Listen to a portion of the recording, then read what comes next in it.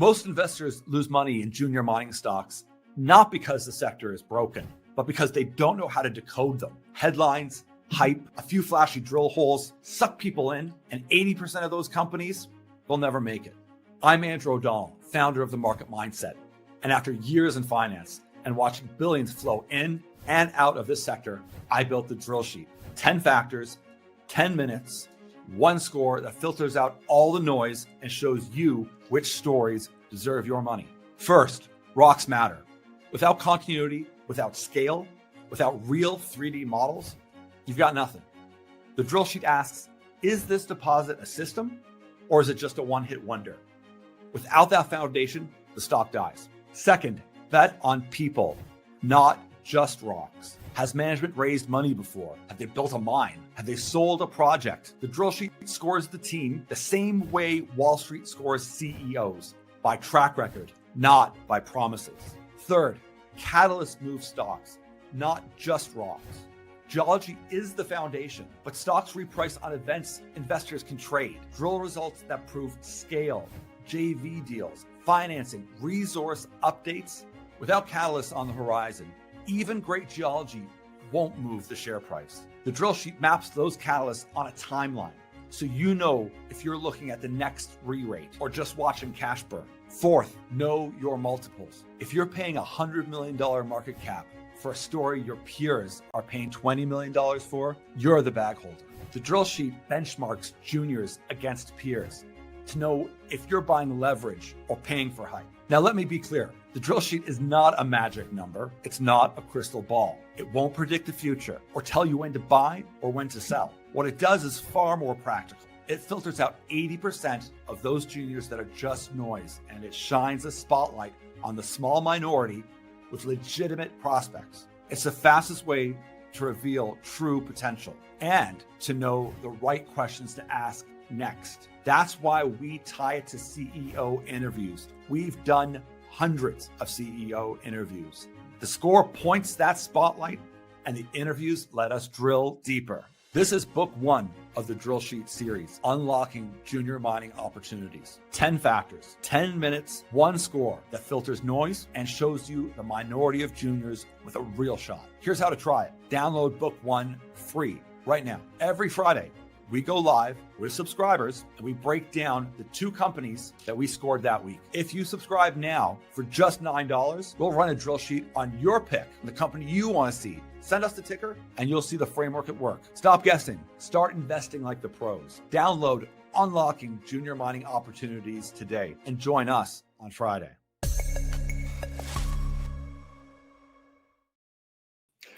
Hello, everybody, and it is Friday, and I was so excited to want to talk to people some more. I wanted to talk about AI as the new utility. We're looking at all these tech companies that Trump has kind of positioned, or flat out said, they're going to become utility companies and have the ability to sell into the grid. They're also going to build their own grids.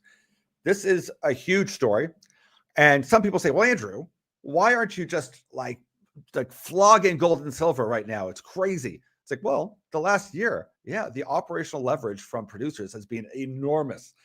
Gold companies have been doing outstandingly well. Fantastic. If you want near-term catalyst with companies that can have results, looking at silver, gold, and even copper plays right now is huge. And make no mistake, that we're all over that. But that's part of our Substack where we talk about that, and it's part of the drill sheet where the companies that score the highest. They're moving. They're doing very well, and that's why we are really encouraging people to join in there and join the conversation there. But at the same time, we have to be looking a bit further out, because as we're making money in one section, we're also following the larger narrative and positioning ourselves into the enormity of what the requirements are going to be to meet AI. And this isn't just trying to find an interesting take to attach metals and mining and extraction to AI. It's truth. It's an absolute fact that right now a single hyperscale AI data center can draw as much power as a mid-sized city, so about 200 megawatts. To put that into perspective, that's enough to keep the lights on about 80,000 American homes. That is shocking, and why that matters. So let's just say a single 500 megawatt cycle gas plant, like the ones being paired into Google's facility in Pennsylvania, they require, on average, like this is just rough guesstimates, 10,000 tons of steel, 30,000 tons of concrete, 5,000 tons of specialty alloys and copper wiring, you name it. The list goes on and on. So you can see the scale for one plant.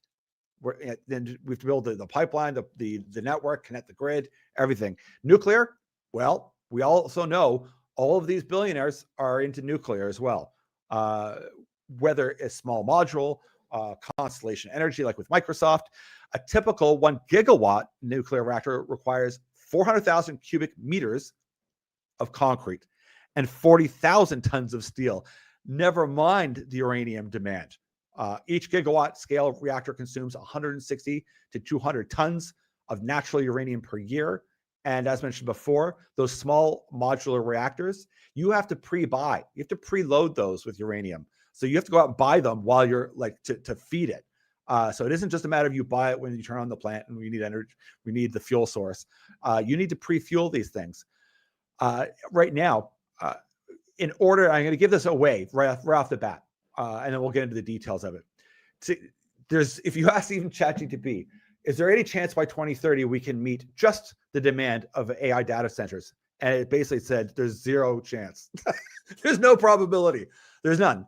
To supply just AI data centers, the incremental mining and refining capex required, and once again, it could be wrong, it could be hallucinating, it could be way off, but it just gives you a scale of what's going to be required. Once again, even if you're off by 10 or 20%, believe me, these are big numbers. About 30 to 50 billion in copper. That means a lot of new mines and a lot of expansion. Lithium, nickel, and graphite, about 60 to 100 billion. Uranium, about 10 to 15 billion to restore US production and enrichment. Silver and rare earths, about 10 billion. So in total, 100 to 175 billion in new mining and processing investment needed just for the US AI data build out. That's shocking. Let that sink in. Now, we've seen some movement in mining. We've seen some investment in mining. We've seen some talk about it. Hey, even in Canada, they're green lighting a couple projects, copper projects. That's great. I'll give credit where credit's due. But has anyone heard anything about a $170 billion plan over the next 5 to 10 years? Nope. So where is all this metal coming from? How is it going to happen? And I'm not even saying, like, we're taking into account that a lot of this, like above a gas plant, like we're not saying it's all going to be battery metals. We're not saying it's going to be all solar. We know that's not going to be the fact. This is taking all of that into account. And what I'm getting at is that AI is the massive story out there. It is critical. And that's why we're going to get into this utilities discussion. But in order to feed that race where AI is that critical for every country out there right now, but particular, I mean, you're looking at, China, Russia, and the US, or, the West versus the East kind of thing. We need to dominate that in order to hold on to basically not the hegemony, but you want to have strength. And whoever controls the AI initiative and the narrative and has the fastest research and wins, they're going to be the leader. There's no doubt about it. And what I wanted to touch on is that Donald Trump has seized that moment with, both hands. Once again, who cares whether you like it or not? This is happening. And once again, do I love the fact that AI and tech billionaire guys are now going to be in energy and utilities? No, I don't love it. But do I love the fact that that is a strategy that they're taking? Yes. But so can one person get everything they want? No, obviously not. So I love the strategy. I love the fact that they are committed to doing that. I would love to see in Canada this kind of scale of encouragement to invest. And once again, people can say, well, I don't believe the figures are going to be that high or this or that, or once again, that they'd even be able to match this demand. But at least we're setting the bar that's what we're going for. Why this matters is that under the current supremacy clause of the U.S. Constitution, Article 4, I believe, Clause 2, federal law, the supreme law of the land, which means Congress or federal agencies act within constitutional authority to regulate interstate commerce under Article 1, Section 8. State and local governments cannot override these decisions.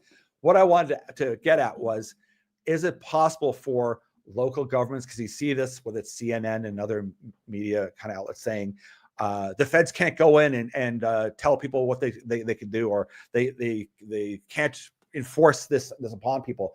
They absolutely 100% can. There's every legal justification under the books in order to go in for critical national security interest, of which energy is considered. Now, the stopgap right now, and it is important, is technically AI data centers are not under that umbrella. So that's the big kind of focus right now. Now, why anybody would want to fight to make it that they aren't?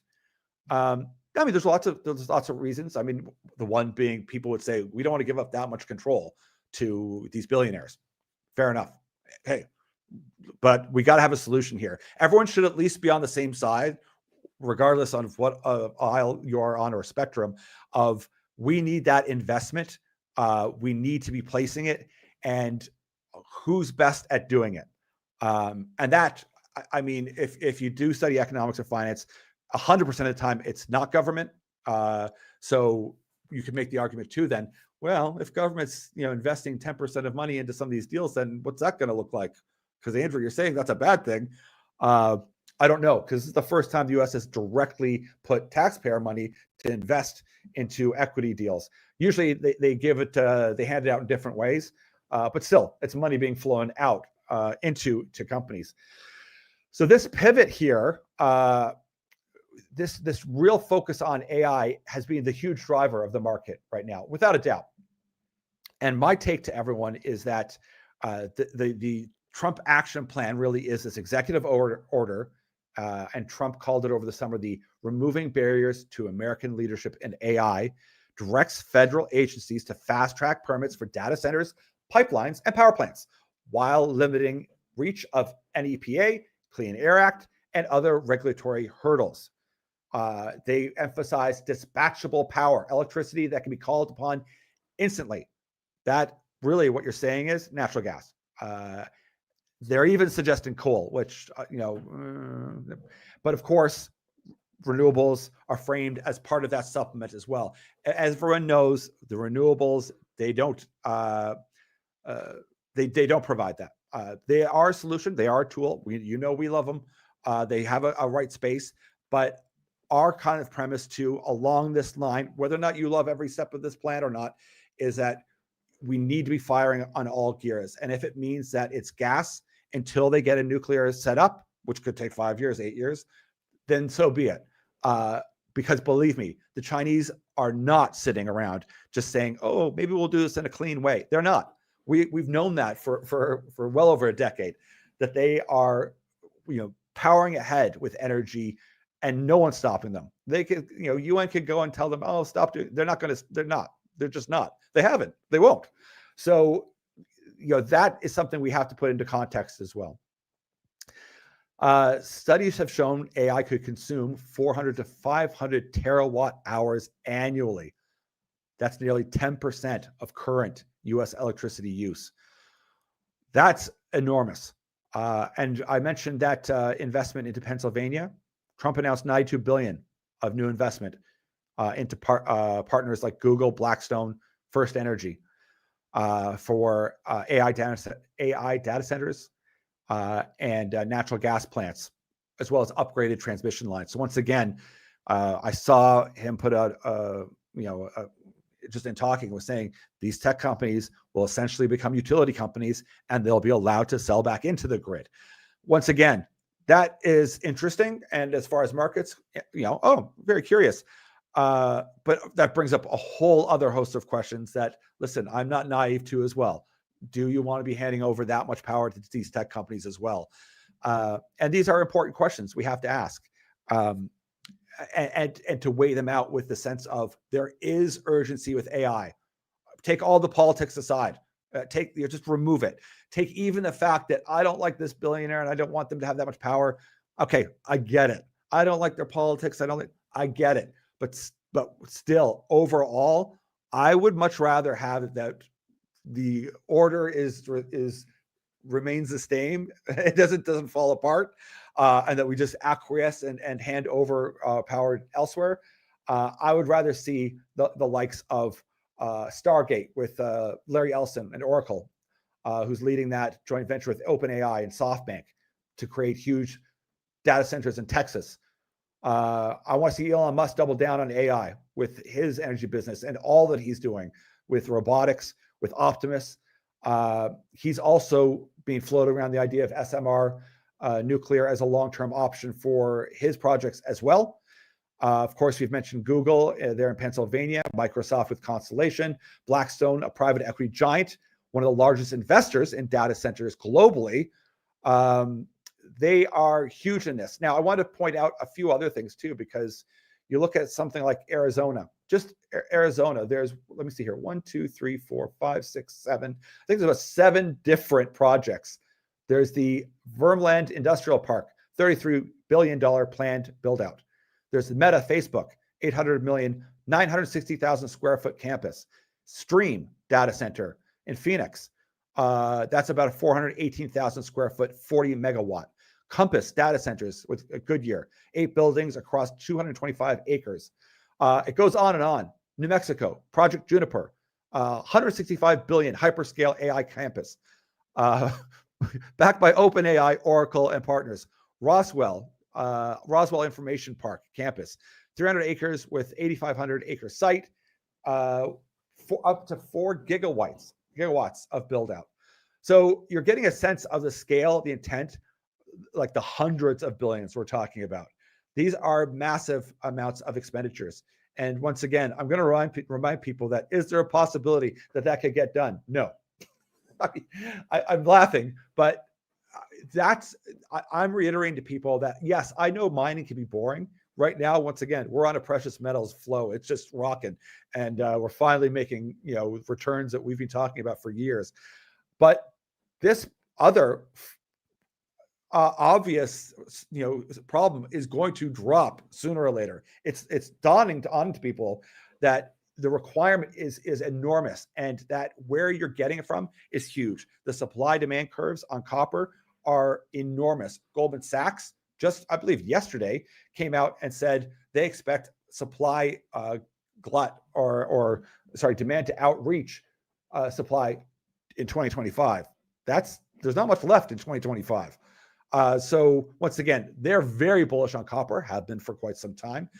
But that gives you a perspective. Whether or not they're absolutely right or not, they are right, probabilistically speaking, and as a whole. Whether it's the end of this year or next year, that's coming. We need, the amount of copper is incredible, and we need to be not only recycling it, and there are some interesting recycling stories, but we need to be mining at a rate that people aren't really ready for. And this brings up a lot of talking points here. Like, as we mentioned, they've greenlit 2 projects here in Canada. Now, what does that mean? I don't know. It'll be great to see what that actually means. What I do know is that there are some provinces also that have made it almost impossible for you to get a permit moving forward. And that, unfortunately, is something that Canada is going to have to deal with. And that's something we'll talk more in our drill sheets when we do an overlay assessment of, including the Fraser Institute information and data as to areas that look safer to invest in. Because once again, you have to look at a project and you have to look at an exploration and go, ooh, exciting. This is hitting all the drill sheet scores. It's got continuity, it's got geology. And we'll talk a bit about it with Goliath here in a second as well, of what the drill sheet does, because we want to make sure that people understand, because we've been getting a lot of Substack additions and signups lately. And I believe it's simply for this drill sheet. It's working. It's very interesting. It's very compelling. Sent it out to a number of companies as well.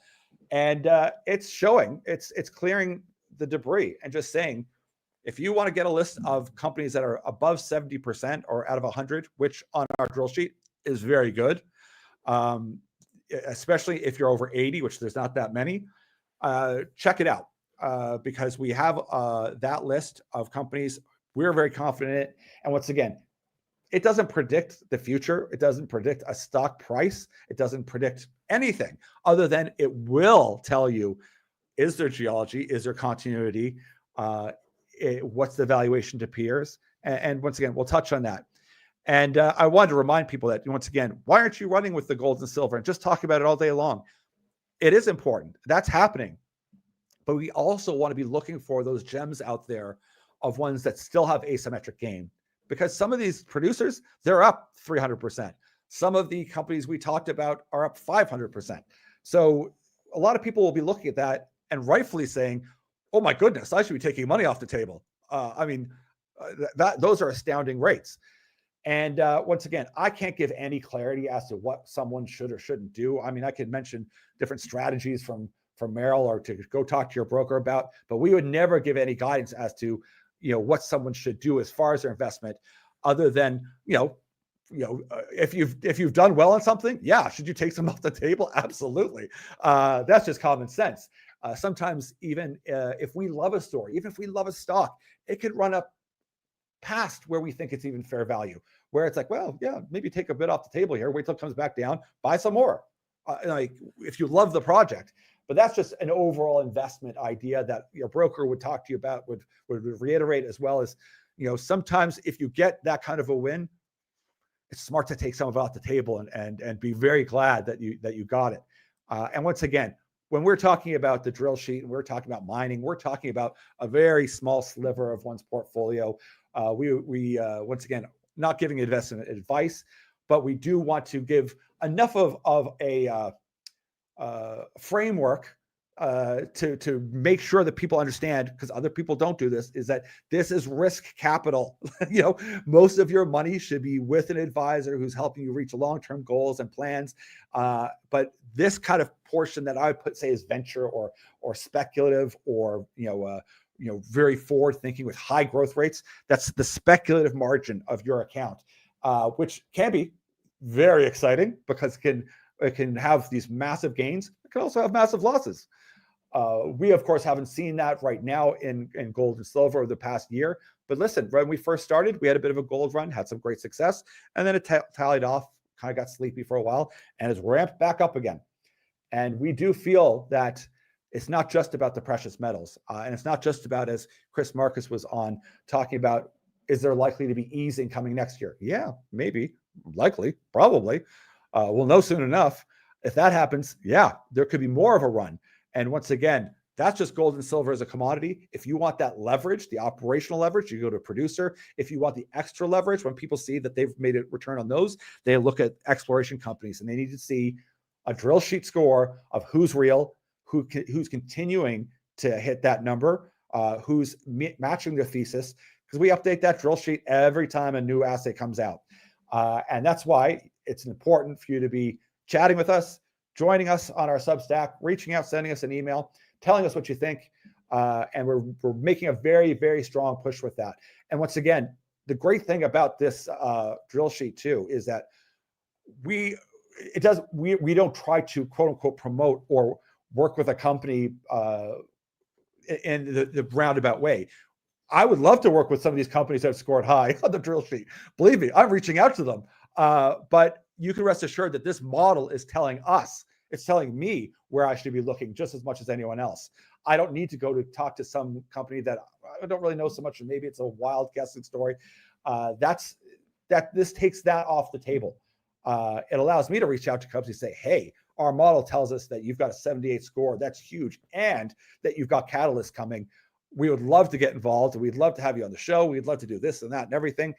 And this takes a lot of that off the table, so that especially with someone like me, if I talk to a hedge fund or I talk to another newsletter writer or someone else in the space, or even have a company on who's interesting, this is able for you to look and go, all right, but what's the score?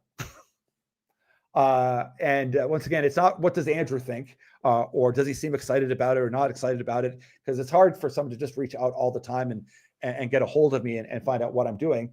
A lot easier if you're part of the Substack, but let me run through here quickly because I don't want to keep you guys for much longer. I want you to get out there. It's a sunny day here. We'll talk about Goliath here because this one, if you haven't known for years, this has been an obvious one that we loved. We have a strong position in this. We did a private placement in it years ago. So do I have a vested interest in this one? 100%. Has it done well? Yes. So luckily, gratefully, it has done outstandingly well. Do I think there's legs in it? Well, who cares? Who cares what I think? What I do care about is that our drill sheet says that yes, it's got a score of 85. They just raised $23 million. They announced that yesterday. Why that's important too, because it's great timing. Some people might say, well, wait a second, it's in the middle of a run. It's been going up. There's more drill results. Why would they raise money? Well, because that's exactly why. You don't want to wait till it's end of season, then have, well, we're going to go raise money, because that forces people to sell just to drop off. Right now, we know there's 88 more holes to come. I suspect if it just does what it's been doing, that's huge. It doesn't need to hit any more massive discoveries or find a brand new lens. If it does, yes, re-rating. But right now, what our drill sheet shows us, and believe me, the technicalities and the amount of work that goes into each factor is enormous. But really, at the end of the day, that first geology and continuity is just asking you, do the rocks keep talking? Goliath has drilled long, consistent gold-silver intercepts at Gold Digger in BC, hitting over 100 meters of mineralization repeatedly. This is not a fluke. It's repeated over and over. The metallurgy, can you get the gold out? Now, we're getting to that stage, one could argue, that that's a consideration. So early test work suggests that gold silver is recoverable without complex processing. This is huge, again, because a tier one company is going to look at this and say, all right, that's not definitive, but you have done work, and it's suggested that we're not going to have to spend a fortune trying to get this gold out of the ground, but also to refine it to get it to what we need it to be. So if it's amenable to standard milling, that means cheaper mining down the road. Next one, number 3, bang for the buck. Almost every drill program has added ounces or expanded the known zones. That's huge. So once again, are they getting efficiency for dollars spent? 100%. Now, you also have to balance that out. It costs a lot more way up in northern BC to drill than it does to, say, even in a flatter area in Ontario or Quebec. But we take that into account. Structural targeting and analogs, does it fit the big picture? That's what that slide is actually indicating. And Gold Digger sits in a proven golden triangle belt with nearby discoveries to compare, similar geology to world-class mines like KSM or Bruce Jack. We've heard Dr. Quinton Henning refer and compare it to others as well. On top of that, the management team is a major factor, and that's just who's driving the bus. And we see Roger's done a fantastic job over there. They've got a great list of investors, as well as Dr. Quinton Henning is an advisor on there, and Crescat's been involved right very early on, and we've got a number of companies that we're thankful for Dr. Henning for, because they've also scored exceptionally high on this model system as well. Do they have cash, financial strength? Yep. Yeah, they have no problem raising money. That's another very good indication. Now, does that tell the future? Does that guarantee that they're going to get great assays moving forward? No, not at all. But what it does show is that they've convinced people with a lot of money to get into this, and that the drill program is important and that they're doing very well. Reminder, they had the largest drill program, I believe, out of any junior last year, possibly one of the biggest ones, I think, in all of North America. I think Eagle had close or slightly higher, but don't hold me to it, but I know it was right up there. Catalyst and timeline. Obviously, this is important because you need to know what's coming next. If nothing's happening for like 6 months or a year, well, there's other stories to follow. There are companies moving, and lots of them. So right now, we know that there's 88 holes that are still coming. Well, that's great news. And market sentiment. Is it undervalued or is it overvalued?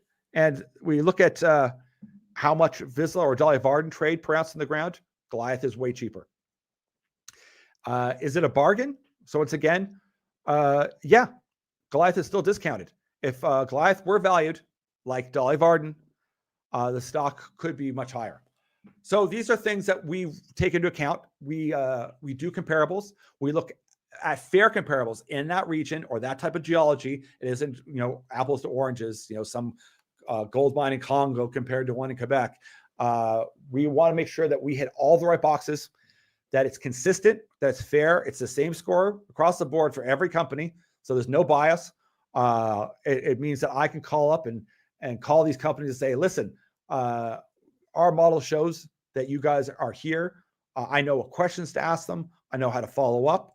But also for you, it also shows you that when we get together on Fridays and we chat about this, is that what do you need to know? What is the next step? Because the score alone isn't just the be all of it as well. We put out an interesting article talking about Pebble, and once again, not to pick on Northern Dynasty and the Pebble project, but here's an example of something that scored overall a good score. I think it was 68 or 70. But if you looked at the score as far as geology, continuity, the region, all this, the resource, outstanding, 9s and 9.5, like brilliant. But when you get down to like basically the permitting, it's just bright red warning 2. It's essentially like this won't be made. Now, that's a controversial statement. I know some people will be very angry at me. But in essence, the model is saying there's nothing anytime soon, even including Fast 41, that could permit this thing and get it done. And to some degree, rightfully so, depending on what side of the aisle you are on, that there are concerns, there's legitimate concerns, and there will be a lawsuit waiting, that this thing is not moving anytime soon. Now, I don't like to be the one to say things like that, but this is important because it's not all cupcakes and butterflies when it comes to the reality of this model. And once again, it's being able to talk with us about it. It isn't just saying, hey, it scores 76. Well, but is there a catalyst? Or is the catalyst next year? It could be scoring high in lots of things, but where did it score low? Because if it scored low on one, that's very significant. Maybe there isn't a story here. We need to dig deeper. And that's what we do with this. We dig deeper. We look into each stories, and we're very excited about what's happening with this. And this is why we are adamant about getting this out to people, because no one else is doing this. And once again, this isn't an exceptional claim I'm making. There are models that obviously would be far better that majors are using themselves, producers and financial analysts and people modeling the economics of projects at producers would have far more sophisticated ones than I would. Sprott would likely have one as well that's more sophisticated, but there isn't anyone that's doing this at this scale and giving retail investors the chance to see that. There isn't any other product out there right now. And that's where we're so proud and so excited, because this precious metals thing is happening right now. And people have seen the likes of Barrick and Newmont and Agnico have done outstandingly well. They also want to know, well, who are the other companies I should be paying attention to? Like, is Newmont, are they going to spend some money on buy something new? What could that be? And that's why we wanted to really focus on getting this out to people, to let them know it isn't just about what Andrew thinks, or because he gets to talk to all these CEOs and gets to meet them at all these conferences. That's a big part of it.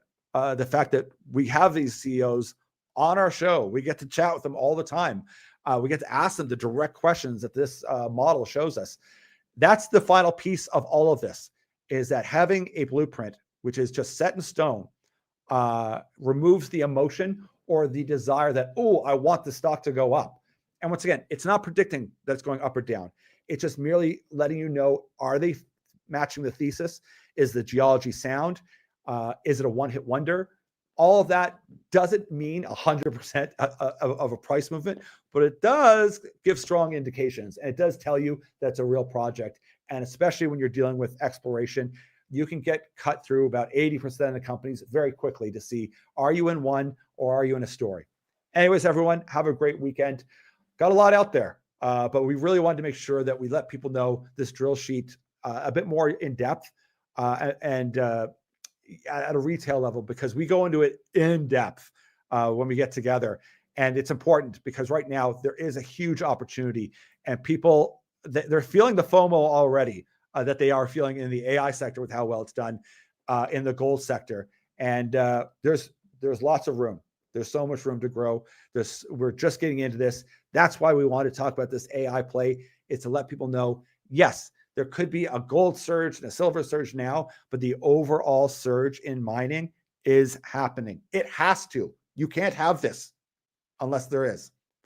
All right, I've said enough. That's a big, long rant for Friday. Take care, everyone. We'll talk to you real soon.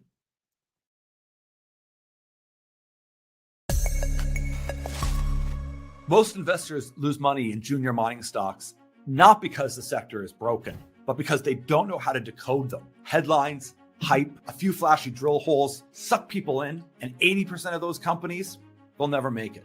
I'm Andrew O'Donnell, founder of The Market Mindset. And after years in finance and watching billions flow in and out of this sector, I built the drill sheet. 10 factors, 10 minutes, one score that filters out all the noise and shows you which stories deserve your money. First, rocks matter. Without continuity, without scale, without real 3D models, you've got nothing. The drill sheet asks, is this deposit a system or is it just a one-hit wonder?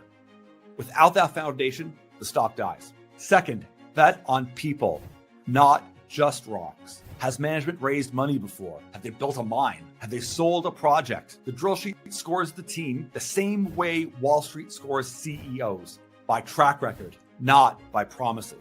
Third, catalyst move stocks, not just rocks. Geology is the foundation, but stocks reprice on events investors can trade. Drill results that prove scale, JV deals, financing, resource updates.